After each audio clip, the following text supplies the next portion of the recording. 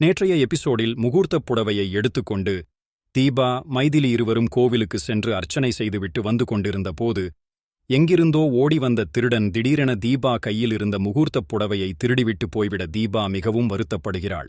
இதையடுத்து தீபா புடவை காணாமல் போனதை நினைத்து வருத்தப்பட்டு கொண்டு இருக்கிறாள்.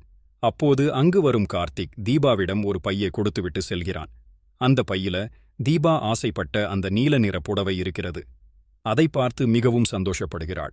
இதையடுத்து இன்று என்ன நடக்கப் போகிறது என்று பார்க்கலாம். இன்றைய எபிசோடில கார்த்திக் தனக்கு பிடித்த நீல நிற புடவை வாங்கி வந்ததை பார்த்து மகிழ்ச்சி அடைந்து, எப்படி எனக்கு இந்த கலர் பிடிக்கும் என்று தெரியும், அப்போ என்னை நீங்க லவ் பண்ணீங்களா என்று கேட்க, அதெல்லாம் இல்லை, நீங்க வீடியோ கால் பண்ணும்போது நான் கார் ஓட்டிக்கிட்டு இருந்தேன், அதனால் சரியாக பார்க்க முடியவில்லை, நீங்க புடவை காணவில்லை என்று வருத்தப்பட்டதால் வாங்கிக் கொண்டு வந்தேன் என்று சொல்லி வெறுப்பேத்துகிறான் கார்த்திக்.